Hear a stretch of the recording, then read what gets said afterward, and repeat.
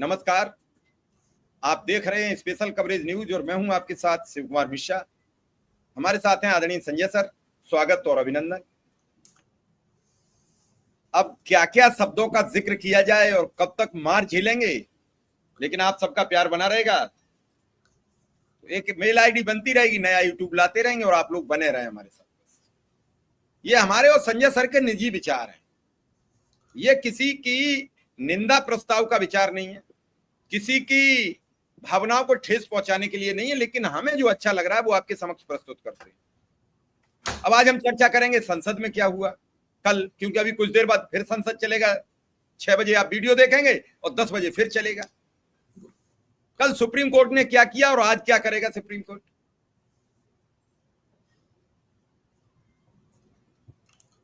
UP में फिर जलाभिषेक के समय शिव मंदिर में अफवाह फैली, करंट की क्या फैली। 2 लोगों की, श्रद्धालुओं की दर्दनाक मौत और 50-60 घायल।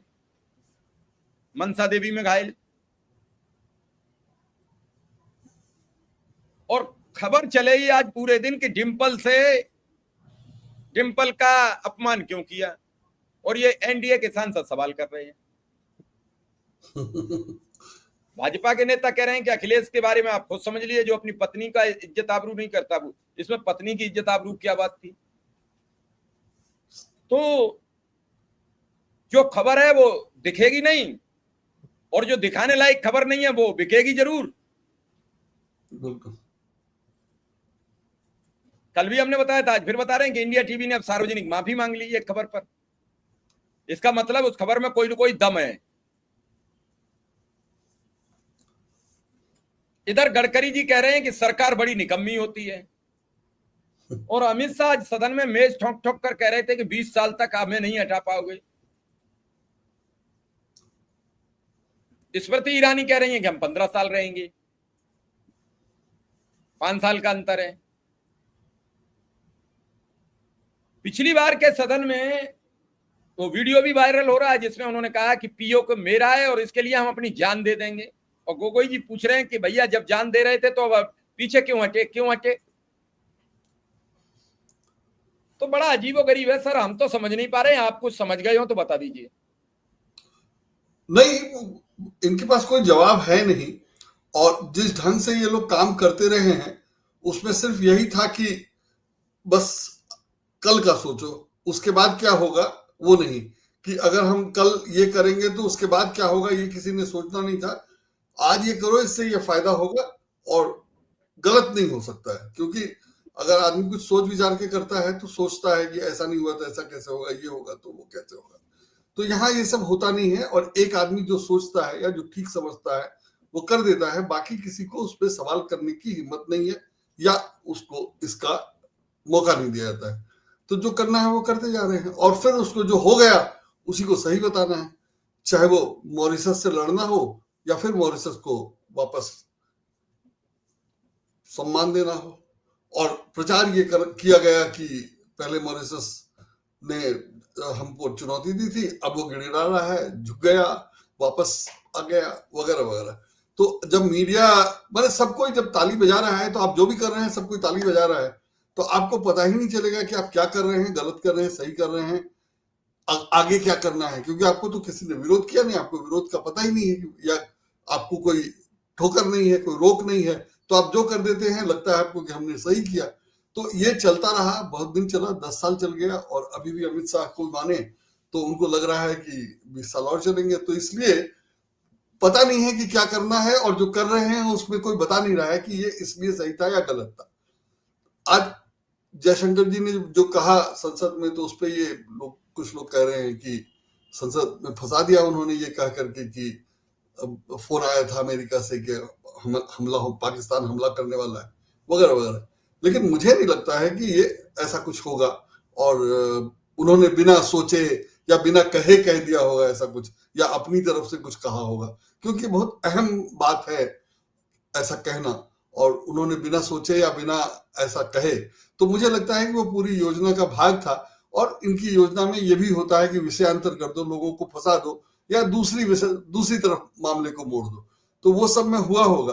तो लेकिन आज ये बड़ा दिलचस्प रहा कि एक बार लोकसभा अध्यक्ष ने कहा इसको अपना क्या कहते हैं विपक्ष के नेता को, तो माननीय प्रतिपक्ष के नेता अपने सदस्यों को समझाइए कि जनता ने पर्चियां फेंकने और तख्तियां लाने के लिए नहीं भेजा है।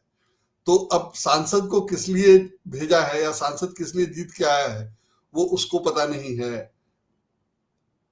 राहुल गांधी समझ नहीं रहे हैं या विपक्ष के नेता समझ नहीं रहे हैं, और लोकसभा अध्यक्ष बता रहे हैं कि अपने लोगों को आप बताइए कि वो किस लिए जीत के आए हैं, जैसे कि वो सब जो कर रहे हैं यही जानते हैं वगैरह वगैरह।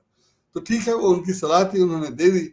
लेकिन दिलचस्प ये हुआ कि बाद में गृह मंत्री अमित शाह ने लोकसभा अध्यक्ष को कहा, मैंने विपक्ष ने कुछ आरोप लगाया या कुछ लोकसभा अध्यक्ष ने करने दिया जो कुछ भी करना था, तो अब उसके विस्तार में जाने की जरूरत नहीं है, लेकिन जो देख रहे थे वो समझ जाएंगे, जो नहीं देख रहे हैं उनको जानने की भी जरूरत नहीं है।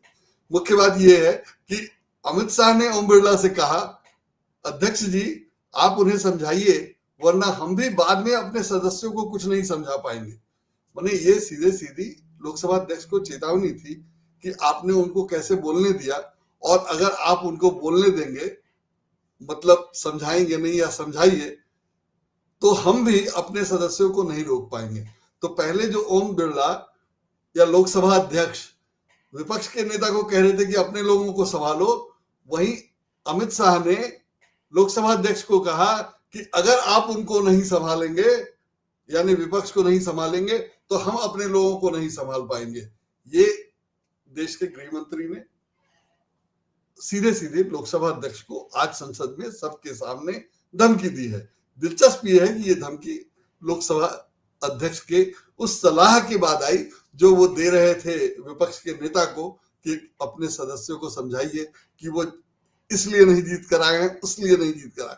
अरे वो एसआईआर को कैंसिल करने की मांग कर रहे थे, और एसआईआर जो है सो लेवल प्लेइंग फील्ड को खत्म करता नजर आ रहा है, या मतलब कई बार खत्म किया जा चुका है, उसमें एक अगला कदम है, या बिहार के लिए विशेष तौर से किया गया है। तो जो कुछ भी है सब लोग देख रहे हैं, सब लोग समझ रहे हैं।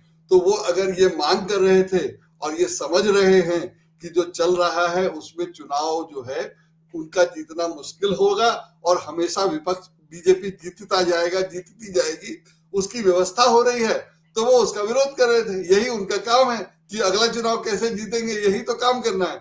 लेकिन चूंकि बीजेपी को या सत्तारूढ़ पार्टी को ये पता है कि चुनाव आयोग हमारे साथ है और हम अगला चुनाव जीत जाएंगे, या हर चुनाव में हम जो कहेंगे, जो चाहेंगे वो हो जाएगा, तो वो करता रहा है। तो इसलिए उसको चुनाव जीतने की चिंता नहीं है। तो इसलिए लोकसभा अध्यक्ष बता रहे हैं कि आप जो है जीत करके आए हैं तो क्या करने आए हैं वही कीजिए, और वो जो है उनके नेता बताएं। अरे वो अगली बार जीतने के लिए भी तो आए हैं, और यहाँ ठीक से काम करेंगे तो अगली बार जीत जाएंगे, तो वो उसकी व्यवस्था कर रहे हैं, वो भी जरूरी है। और अगर वो नहीं कर रहे हैं, अगली बार जीतने की व्यवस्था नहीं कर रहे हैं, तो लोकतंत्र को बचाने की व्यवस्था कर रहे हैं। चुनाव निष्पक्ष हो और ढंग से हो, उसके नतीजे वही आए जो जनता चाहती है, वगैरह वगैरह। तो वो अगर उसके लिए काम कर रहे थे तो ऐसा नहीं कहा जा सकता है कि वो उसके लिए नहीं जीत कर आए हैं और विरोध सरकार का नहीं करना चाहिए या चुनाव आयोग का नहीं करना चाहिए, वगैरह वगैरह। तो लेकिन लोकसभा अध्यक्ष की अपेक्षा कुछ और थी। लेकिन ये दिलचस्प रहा कि आज ही सत्तारूढ़ पार्टी के नेता गृह मंत्री ने लोकसभा अध्यक्ष को बता दिया कि हमारी भी आपसे कुछ अपेक्षा है, और वो अपेक्षा ये है कि आप उनको कंट्रोल करिए, मतलब विपक्ष को कंट्रोल करिए और हमको चलने दीजिए। ये बड़ी विचित्र स्थिति है और दिलचस्प भी है। तो आज जो मैंने कल जो सब हुआ लोकसभा में, उसमें ये बड़ा महत्वपूर्ण था। और ऑपरेशन सिंदूर पे चर्चा करेंगे, ये घोषणा तो बड़ी जोर शोर से थी, लेकिन ऑपरेशन सिंदूर पे क्या जवाब दिया, सवाल क्या था और जवाब क्या दिया, वो भी दिलचस्प है। माने उसमें रक्षा मंत्री का ये जवाब भी बड़ा अच्छा था कि बच्चा अगर परीक्षा पास कर रहा है तो ये मत पूछिए कि पेंसिल क्यों टूटा। लेकिन बच्चा परीक्षा पास किया कहाँ, आपने बच्चे को परीक्षा से बीच से उठा लिया, और बच्चा पहले कहता रहा है कि उसके हाथ बांध करके उसको भेजा गया था परीक्षा देने के लिए। तो आप क्या बोल रहे हैं, क्या चाहते हैं, क्या समझाना चाहते हैं, वो तो सब ठीक है और सबको पता है कि जवाब है नहीं तो जवाब क्या देंगे। लेकिन जो फंसाने, उलझाने या बहकाने के लिए जो सब कर रहे हैं वो भी हास्यास्पद है। और मैंने बिल्कुल हास्यास्पद था कि आप बात हो रही है विमान गिरने की, लड़ाकू विमान गिरने की, युद्ध विराम कैसे हो गया, युद्ध विराम की घोषणा ट्रंप ने क्यों की, और आप उसकी तुलना कर रहे हैं बच्चे की परीक्षा से। और जाहिर है मतलब आप हंस भी रहे हैं जैसे बाकी सब लोग बेवकूफ हैं, दूसरे लोग आपको समझ नहीं रहे हैं कि आप क्या कर रहे हैं। तो ये बहुत ही हास्यास्पद था कि युद्ध की तुलना बच्चे की परीक्षा से की गई, और वो भी उस परीक्षा से जिसके बारे में कहा जा सकता है कि आपने परीक्षा बच्चे को देने ही नहीं दिया, बीच में उठा लाए और कह रहे हैं कि बच्चा पास हो गया। तो अब इस स्थिति में संसद में क्या होगा और कल आज क्या होगा, ये सब देखना दिलचस्प रहेगा। मतलब मुझे लगता है कि पहले टीवी देखने लायक नहीं था, लेकिन अभी संसद के आज कल भी मैंने कहा भी था कि मैं देखना चाहता हूं कि लोकसभा में क्या हो रहा है और सुप्रीम कोर्ट में क्या हो रहा है। तो सुप्रीम कोर्ट वाला भी मामला दिलचस्प है कि सुप्रीम कोर्ट में लगभग कुछ नहीं हुआ। चुनाव आयोग ने कहा कि हमें सुन लीजिए, आप रोक तो लगा ही सकते हैं, तो चुनाव आयोग ने फिर कल के लिए टाल दिया। कल देखिए क्या होता है, कल अगली तारीख ही पढ़नी है या कुछ होने जाना है। तो दिलचस्प है मामला, देखा जाए आगे क्या होता है। शिव कुमार जी। लेकिन सर आगे क्या होगा और कब क्या होगा, ये सब चीजें तो बहुत दूर की बात हो गई। समस्या तो जस की तस है, समस्या कैसे बदली जाए, ये है पूरी बात। क्योंकि मैं देख रहा हूं कि जिस हिसाब से जो सब कुछ बदल रहा है, जो कुछ बदला बदला दिख रहा है, अगर वो यूं ही चलता रहेगा तो कैसे बदला जाएगा। संसद में आज कई चीजें देखने को मिली। राजनाथ जी ने हताश भाषण दिया, लोगों को उम्मीद थी कुछ अच्छा बोलेंगे। गृह मंत्री जी भी आज विदेश मंत्री के पक्षकार बन के आए थे, ना कि वो सदन में। अब हर बात का ही जवाब अगर राजनाथ सिंह और अमित शाह या प्रधानमंत्री नरेंद्र मोदी देंगे तो फिर बाकी को क्यों पाला हुआ है। जैसे यूपी में कहा जाता है कि जो काम करेंगे वो बाबा जी करेंगे, तो फिर मंत्रिमंडल में मंत्री बना के इन्हें शपथ ग्रहण करके जनता का टैक्स क्यों भरमाया जा रहा है। तो सारी बातें साफ होनी चाहिए, एक चीज नहीं है। सर सबसे बड़ा सवाल है कि ये हाल रहा तो फिर आम नागरिक की आवाज कैसे उठेगी। चैनल कुछ भी चला दे, उस पर कोई कम्युनिटी गाइडलाइन नहीं आएगी, लेकिन हम कुछ बोल देंगे तो पता नहीं हमारे किस शब्द से आ जाएगी। चैनल पाकिस्तान में कब्जा कर ले, बिल्कुल सफेद झूठी, उस पर भी कुछ नहीं कार्रवाई होगी। हम ये कह दें कि हम पाकिस्तान की तरफ जा रहे हैं, देखे आते उधर हमारा खेत वेत है तो फसल वसल बोई है कि नहीं है, तो हमें इसी में कम्युनिटी गाइडलाइन आ जाएगी। तो कुल मिला के सर खबरों का ये सिलसिला कैसे आगे बढ़ेगा। नहीं, वो सारा मामला जो है हेडलाइन मैनेजमेंट का है। सरकार हर बार चाहती है कि जो भी कुछ छपे उसके पक्ष में छपे, और छपता ही है, छप ही रहा है। तो अगर पहलगाम अपने आप हुआ और हो गया तो सरकार का फेलियर है, इसमें कोई दो राय नहीं है। कैसे हो गया, कैसे वो घुस गए वगैरह वगैरह। और अब तो मतलब एलजी ने जिम्मेदारी ही ले ली है, तो कोई बात ही नहीं है। लेकिन जब वो हुआ था और तब उससे जो नुकसान हो सकता था सरकार की प्रशासनिक क्षमता पे, उससे बचने के लिए ऑपरेशन सिंदूर और ये वो सब कर दिया गया, और वो पकड़े नहीं गए जिन्होंने मारा था। आज खबर है कि आज नहीं, मतलब कल की खबर थी कि वो मार दिए गए और ऑपरेशन महादेव हो गया, पता नहीं क्या क्या। तो वो सब ठीक है, लेकिन जो चल रहा था उस समय यही समझा जा रहा था कि माने जो पहलगाम हुआ उसका जवाब या उसका बदला लेने के लिए जो ऑपरेशन चलाया जाना था उसका नाम ऑपरेशन सिंदूर रखना भी बिहार के चुनाव के मद्देनजर चुनावी चाल। अगर पहलगाम करवाया नहीं गया था, अपने आप हो गया, तो उसकी जिम्मेदारी तो एलजी ने ले ली और वो गड़बड़ है, मैंने वो स्वीकार कर ली, भले बहुत देर से किया वगैरह वगैरह। लेकिन उस समय जो हुआ था उससे तो बहुत स्पष्ट था कि इसका चुनावी लाभ लेने की कोशिश की जा रही है, और चुनावी लाभ लेने की कोशिश में ऑपरेशन सिंदूर चलाया गया, फिर वो युद्ध का रूप ले लिया, फिर वो अचानक युद्ध विराम हो गया। तो सवाल तो बहुत सारे खड़े हो गए। पहला तो यही था कि जरूरत ही नहीं थी युद्ध करने की, आपने कोई तैयारी नहीं की, पाकिस्तान कैसे इन्वॉल्व है वो नहीं किया वगैरह वगैरह। तो वो सब किया नहीं और आपने युद्ध शुरू कर दिया, युद्ध विराम कर दिया। युद्ध की जरूरत थी कि नहीं थी, और कुछ किया जा सकता कि नहीं, वो सब कुछ किया नहीं, और आपने कहा कि हमने जो किया सो सही है, और किसी ने सरकार की तरफ से, सरकार के अंदर शायद उनको बताने की जरूरत नहीं समझी कि इसकी जरूरत नहीं थी। फिर जब युद्ध विराम हो गया तो इसकी जरूरत नहीं थी। अब उसके तरह तरह के बहाने बनाए जा रहे हैं, कहानी गढ़ी जा रही है या कारण बताया जा रहा है, जो भी कराया जा रहा है वो विश्वसनीय नहीं है।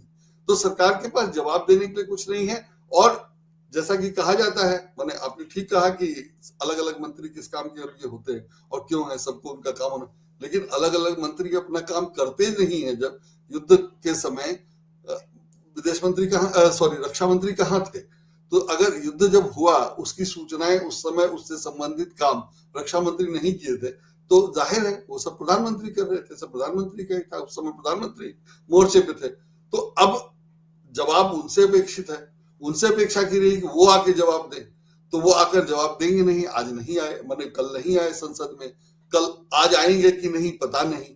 तो उसमें जो है बहुत मुश्किल स्थिति है, और जो काम प्रधानमंत्री को करना है वो रक्षा मंत्री को लगा दिया गया। उसमें विदेश मंत्री ने जो तर्क दिया या जो कारण बताए, उससे लग रहा है कि वो सरकार के खिलाफ ही है।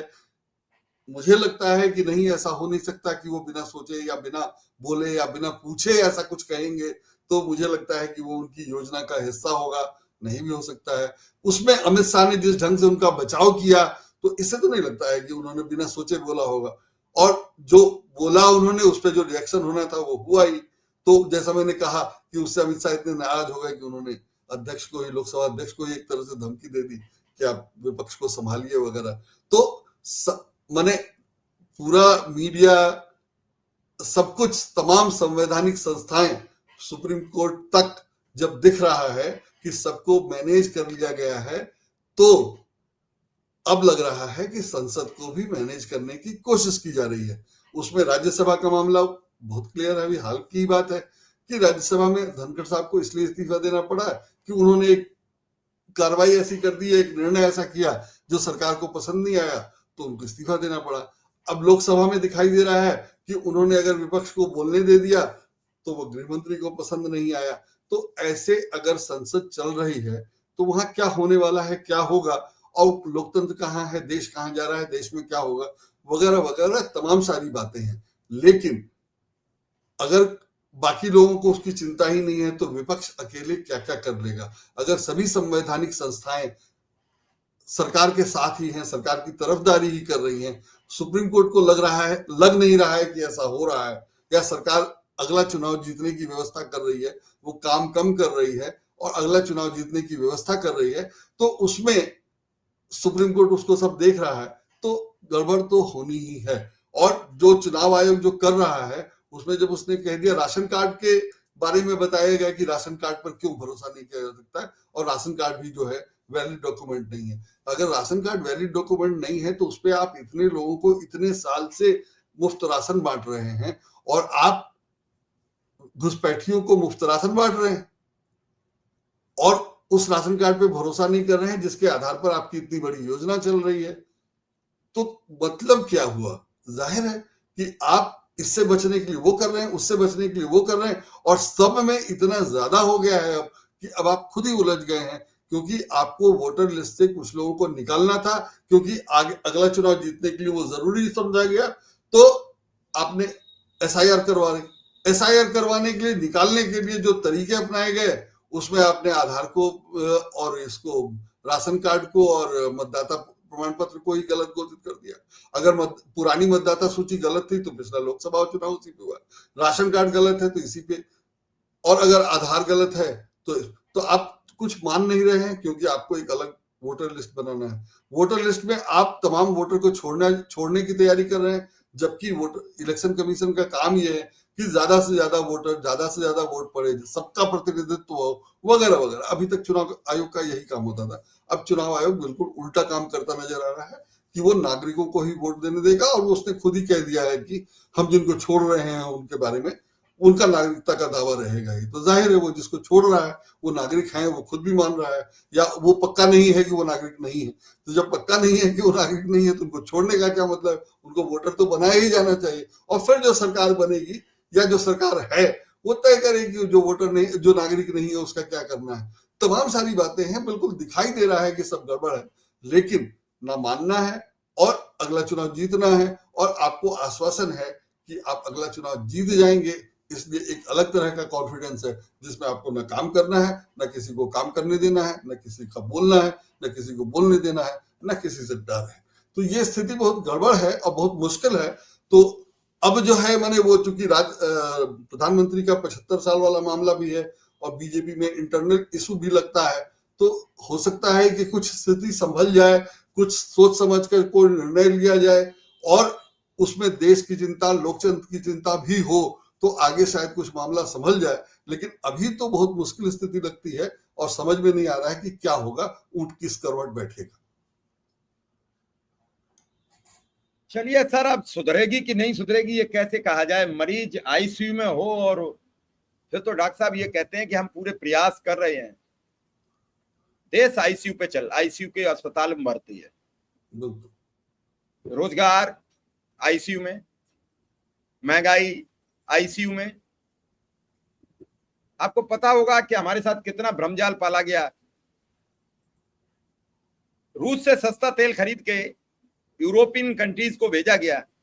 उस सस्ते तेल का जो रूस का भारत पे एहसान रहा, उससे भारत के नागरिक को क्या मिला? और हम लोग खुश हैं ताली बजा के। हम लोग सवाल नहीं करते, ना हमारा पत्रकार कोई साथी पूछ रहा है कि भाई वो बताओ तो जो बीच में डिस्टेंस बना वो किसे मिला? भारत की सरकार को मिला, भारत के नागरिकों के खाते में गया, या फिर जो सौदा हुई तो वो एक व्यक्ति विशेष के लिए हुई? नहीं, स्थिति यही है कि सरकार ने विदेश जाने का एक मौका दिया या सरकार ने अपना समर्थन करने के लिए एक मौका दिया, तो शशि थरूर से रहा नहीं गया। तो जब शशि थरूर से रहा नहीं जाएगा, हर आदमी अपने फायदे की बात करेगा। पत्रकार देख रहे हैं कि विरोध करना कितना मुश्किल है और समर्थन करने पे मलाई कितनी आसानी से मिल रही है, तो कौन विरोध करेगा? मैंने आपसे शायद कहा था कि पद्म पुरस्कार पाने वाले कई लोगों ने इमरजेंसी पे किताब लिखी है। अब 1975 की इमरजेंसी बुरी थी, अच्छी थी, उस पे 2025 में बात करके क्या मिलना है? आप आगे काम करो, आप मत लगाओ। आप और यहाँ अघोषित इमरजेंसी की स्थिति है, उसके बावजूद आप इमरजेंसी की बात करते हैं और लोग आपका समर्थन करते हैं। और सिर्फ समर्थन नहीं करते हैं, पद्म पुरस्कार पाने वाले इमरजेंसी को बुरा बताने वाली किताबें भी लिख रहे हैं। तो सब लोग अपने अपने फायदे के लिए हैं, अपने अपने फायदे के लिए काम कर रहे हैं। ज्यादातर लोग फायदे के लिए काम कर रहे हैं। ज्यादातर संवैधानिक संस्थाओं को किसी न किसी तरह नियंत्रण में ले लिया गया है, चाहे उस पर उन्हीं लोगों को पद पर बैठा करके या जैसे भी। तो जो कुछ भी किया गया है उससे सब कुछ जब नियंत्रित है, चुनाव आयोग नियंत्रित है। चुनाव आयोग मैंने चुनाव आयुक्त की नियुक्ति ही मैंने जो नियम था उसके अनुसार नहीं हुई, उस नियम को बदल दिया गया, मामला सुप्रीम कोर्ट में उस फैसले की भी सुनवाई नहीं हुई। और अगर उसके बाद चुनाव आयोग ये सब कर रहा है तो भी सुप्रीम कोर्ट में वो ध्यान नहीं दिया जा रहा है कि ऐसा हुआ था। तो तमाम बातें हैं जो लग रहा है कि सब लोग निष्पक्षता से अपना काम नहीं कर रहे हैं या आंख बंद करके सरकार का समर्थन कर रहे हैं, उसको आप जैसे भी देखिए। तो दोनों स्थिति में सरकार सुरक्षित है और सरकार पे ये दबाव ही नहीं है कि वो काम करे, या वो जो कर रही है वो ठीक नहीं है, ऐसे नहीं वैसे होना चाहिए था, ये भी दबाव नहीं। उस पर कोई सवाल करने वाला नहीं है। प्रेस कॉन्फ्रेंस वो करते नहीं, मन की बात चल रही है तो सब मन की बात हो रहा है। जब तक चलेगा, लोगों को जब तक मन की बात पसंद है और मन की बात करने के लिए जो लड्डू प्रसाद मिठाई पुरस्कार इनाम जो बांटना चाहिए वो बंट रहा है, दिख रहा है, उस पर किसी को दिक्कत नहीं है, सब लोग ले रहे हैं। कोई मना क्यों नहीं करता कि हमें नहीं चाहिए? जैसे मुख्य न्यायाधीश ने कहा कि हमें रिटायरमेंट के बाद कोई वो नहीं चाहिए नौकरी, तो बाकी लोगों ने क्यों नहीं कहा? बाकी लोग ऐसा क्यों नहीं कर रहे हैं? या शशि थरूर क्यों चले गए विदेश? और जब विदेश चले गए तो क्यों नहीं बता रहे हैं कि वहां वो क्या करके आए और उससे क्या क्या फायदा हुआ, और अब ऑपरेशन का संसद में जो जवाब दिया जा रहा है उसमें क्या है, वगैरह वगैरह। देखते हैं वो क्या बोलेंगे। जाहिर है मुझे तो नहीं लगता कि वो कांग्रेस की तरफ से बोलेंगे और विपक्ष के खिलाफ बोल पाएंगे, सरकार के खिलाफ बोल पाएंगे। तो विचित्र स्थिति है। और भ्रष्टाचार खत्म करने की बात थी, मुझे लगता है कि भ्रष्टाचार के हिसाब से सबको दबाव में ले लिया गया है, चाहे जैसे लिया गया हो। माने सबको पैसे देके लेने की जरूरत नहीं होती है। और भ्रष्टाचार सिर्फ पैसे का नहीं होता, वैचारिक भ्रष्टाचार भी होता है। वो सब हो रहा है और बड़े आराम से हो रहा है। हम लोग बस देख रहे हैं, देखते रहेंगे। चलिए सर, आपने बड़ी विस्तृत में बता दिया है, भ्रष्टाचार भी बता दिया। कल संसद में आज क्या होगा, संसद में सबकी निगाह दिल्ली की ओर टिकी हुई है। और देखेंगे कि दिल्ली से क्या खबर जाती है बाहर निकल के। आपका बहुत बहुत आभार, बहुत बहुत धन्यवाद।